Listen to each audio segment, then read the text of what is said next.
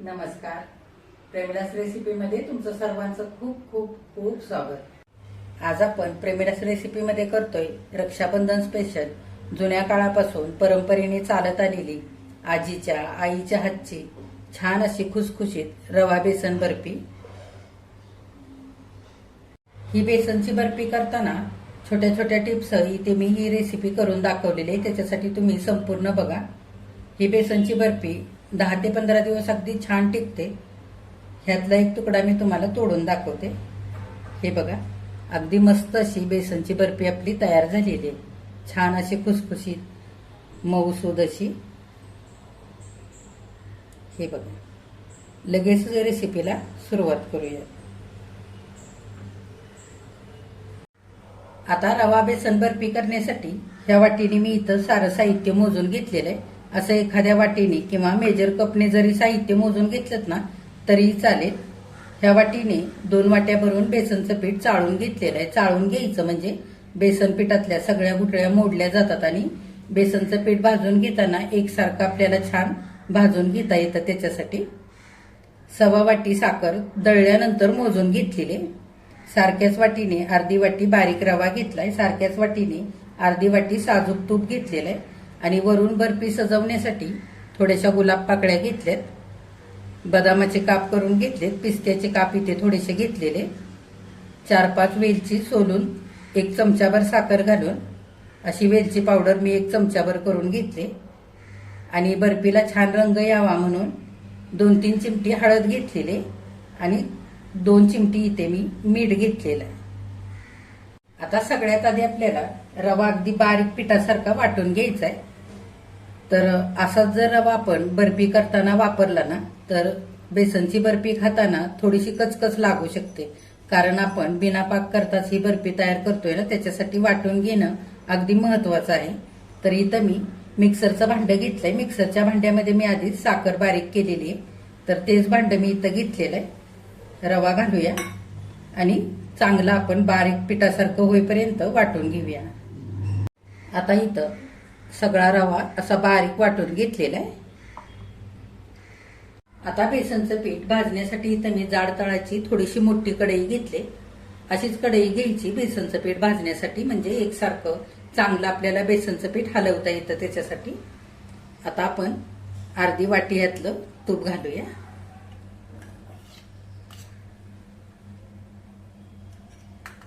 आता इथं तूप चांगलं गरम झालेलं आहे. बेसनचं पीठ घालूया. आता इथं मी अर्धी वाटी इतकंच तूप घेतलेलं आहे. जर लागलं तर 2-4 चमचे आपल्याला लागू शकतं आणखी तूप, ते आपण नंतर घेऊया. आता गॅस मध्यम ठेवायचा किंवा थोडासा बारीक ठेवायचा आणि एकसारखं आपल्याला बेसनचं पीठ हलवून चांगलं सुगंध सुटेपर्यंत भाजून घ्यायचंय. थोडासा हलकासा आपल्याला सोनेरी रंग येऊ द्यायचा आहे बेसनच्या पिठाला. फारही अगदी गडद रंगावरती भाजायचं नाही.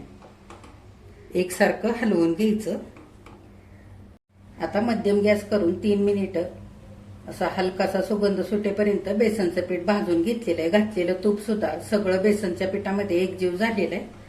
असं बेसनचं पीठ भाजताना सगळं तूप थिजल्यासारखं होतं आणि वडी करायला आपण जेव्हा साखर हे पुढे घालतो ना त्यावेळेला तूप सुटतं सगळ्या मिश्रणाला, सैल होतं मिश्रण. आता आपण ह्या वेळेला रवा घालून घेऊया, म्हणजे बेसनच्या पिठाबरोबर रवा सुद्धा चांगला भाजला जाईल. आता हा वाटलेला सगळा रवा घालायचा आणि बेसनच्या पिठाबरोबर आणखी आपल्याला 7 ते 8 मिनिटं सगळं चांगलं मध्यम गॅसवरतीच भाजून घ्यायचंय, करपू द्यायचं नाही. आता 7 ते 8 मिनिटं रवा आणि बेसन चांगलं मी इथे भाजून घेतलेलं आहे. मस्त सुगंध सुटलेला आहे आणि बेसनचं पीठ थोडंसं रवाळ झालेलं आहे. आता उरलेलं सगळं तूप घालूया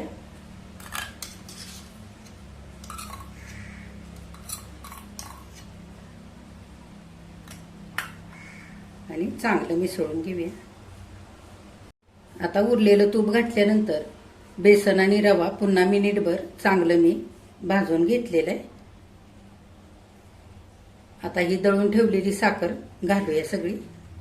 साखर जर तुम्ही आधीच दळून ठेवली असेल तर ती सुद्धा तुम्ही इथे चाळूनच घाला, कारण आधी साखर जर दळून ठेवलेली असेल ना तर थोड्याफार साखरेमध्ये गुठळ्या असतात, त्याच्यासाठी सगळी साखर चांगली आपण एकजीव करून घेऊया. आता साखर घातल्यानंतर सगळं बेसनचं पीठ मी आणखी अगदी बारीक गॅस करून मिनिटभर परतवून घेतलेलं आहे.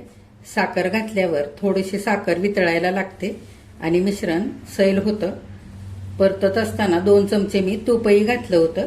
आपल्याला आणखी एखादा चमचा आणखी तूप लागणार आहे. सगळं चांगलं आपण सारं एकदा हलवून घेऊया. हे बघा, ह्या पद्धतीने असं सैल व्हायला लागलेलं आहे. आता 2 चिमटीवरून आपण मीठ घालूया. तुम्हाला आवडत असेल तर घाला. गोडाच्या पदार्थाला अगदी थोडंसं मीठ घालायचं, म्हणजे छान लागतो चवीला पदार्थ कोणताही. सगळं चांगलं एकदा हलवून घेऊया.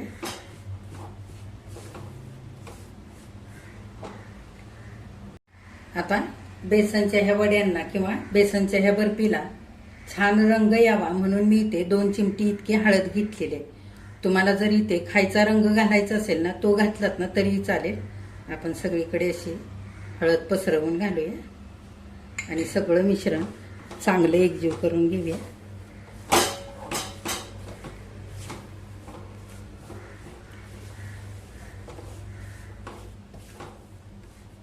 आता आणखी 1 चमचाभर तूप घालूया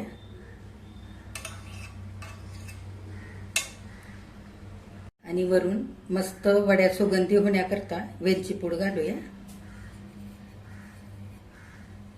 सगळं चांगलं एकदा हलवून घेऊया.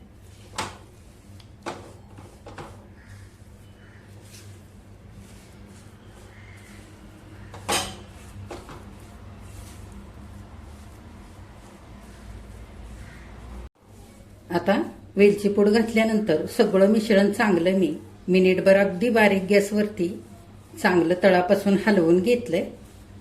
आपण जे 1 चमचाभर वरून तूप घातलेलं आहे त्याच्यामुळे थोडंसं हे मिश्रण सैल झालेलं आहे आणखी. आता चांगलं हे मिश्रण 1-2 मिनिटं बारीक गॅसवरती परतवत राहायचंय. थोडंसं आपल्याला हे मिश्रण आणखी घट्ट करून घ्यायचंय.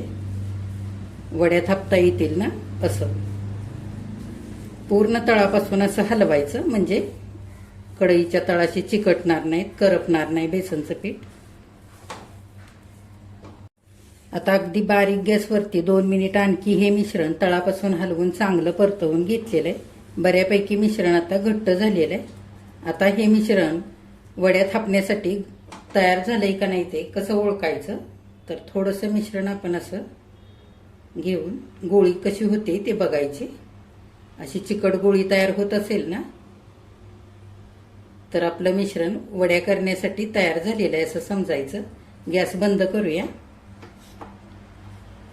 आणि मिनिटभर बंद गॅस करून हे मिश्रण पुन्हा थोडंसं आपल्याला आणखी असं तळापासून हलवून घ्यायचंय, म्हणजे थोडंसं आणखी घट्ट होईल त्याच्यासाठी. आता गॅस बंद केल्यानंतर गरम कढईमध्ये 1 मिनिटभर सगळं मिश्रण मी चांगलं तळापासून असं हलवून घेतलेलं आहे आणि थोडंसं असं घट्ट झालेलं आहे. अशा पद्धतीने गॅस बंद करून 1 मिनिटभर आधी मिश्रण हे हलवून घ्यायचं, म्हणजे थोडंसं घट्ट होतं आणि हे मिश्रण चांगलं आपल्याला ताटामध्ये थापून घेता येतं. थापल्यानंतर लवकर छान असं शेट सुद्धा होतं त्याच्यासाठी. आता हे आपण मिश्रण खाली उतरवून घेऊया. आता वडीचं मिश्रण थापण्यासाठी इथं मी ताटाला तूप लावून घेतलंय. आता हे गरम गरम मिश्रण ताटामध्ये काढून घेऊया.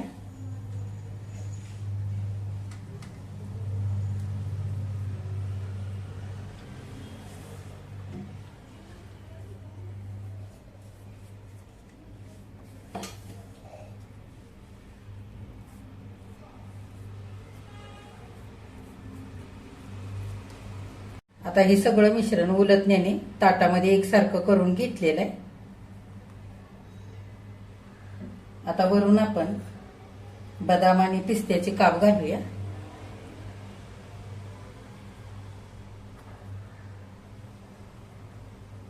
असं गरम असतानाच वरून असं बदाम आणि पिस्त्याचे काप घालून घ्यायचे, म्हणजे सगळ्या मिश्रणाला छान चिकटतात त्याच्यासाठी.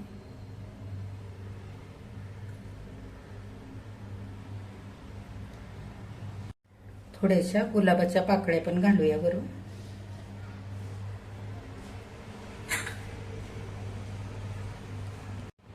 आता हे बदाम पिस्त्याचे काप घातलेत ते थोडेसे असे उलटण्याने दाबून घ्यायचे, म्हणजे मिश्रणाबरोबर चांगले चिकटले जातात त्याच्यासाठी.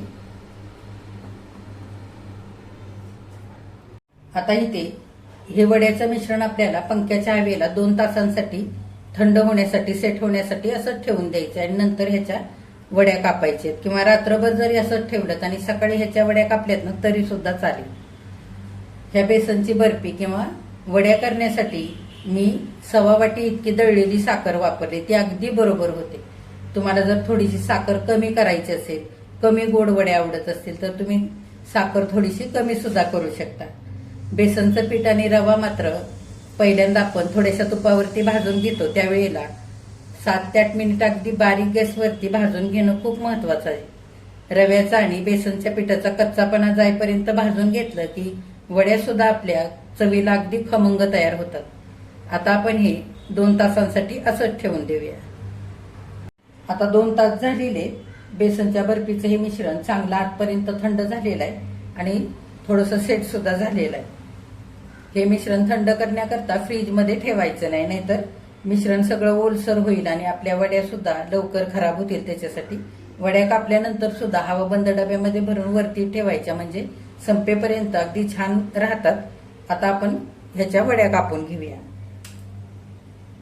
तुमच्या आवडीप्रमाणे तुम्ही लहान मोठ्या वड्या ह्याच्या कापून घेऊ शकता. चौकोनी आकारामध्ये वड्या आपण इथं कापून घेऊया.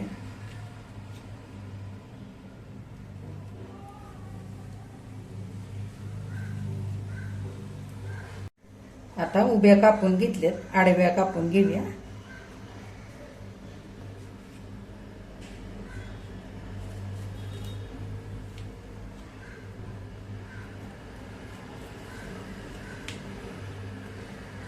आता इथं वड्या चौकोनी कापून घेतलेले आहेत, काढूया. पातळ उलटण्याने काढून घ्यायच्या. साईडचं काढून घेऊया आधी.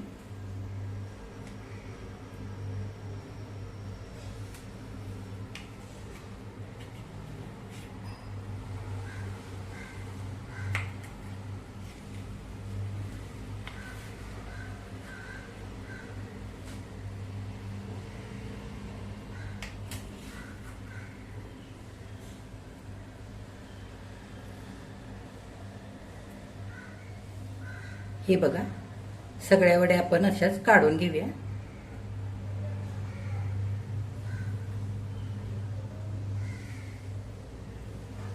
आता इथं साऱ्या वड्या काढून झालेले. हे बघा, रक्षाबंधन स्पेशल मस्त अशी खुसखुशीत रवा बेसन बर्फी इथे करून तयार झालेली आहे खाण्यासाठी. किती छान झाली आहे बघा. ह्या बर्फीची रेसिपी करायला अगदी सोपी आहे. ही रवा बेसन बर्फी करताना बेसन आणि रवा वेळ देऊन भाजून घेणं अगदी महत्वाचं आहे. जर आपण बेसन किंवा रवा चांगलं भाजलं नाही तर ही बर्फी चवीला चांगली लागत नाही आणि फार दिवस टिकतही नाही. आणि तूप सुद्धा घालताना थोडं थोडं करूनच घालायचं, म्हणजे फार जास्त होत नाही आणि आपली इथे ही बेसनची बर्फी बिघडत नाही. तर तुम्ही सुद्धा ही रक्षाबंधनसाठी अशी जुन्या काळापासून परंपरेने चालत आलेली रवा बेसनची बर्फी नक्की करून बघा. तुम्ही केल्यानंतर कमेंट करायला अजिबात विसरू नका. आजची रेसिपी आवडल्यास एक लाईक सुद्धा करा आणि जे कोणी आता माझ्या रेसिपीज नव्याने बघत आहेत त्यांनी माझ्या चॅनेलला जरूर सबस्क्राईब सुद्धा करा.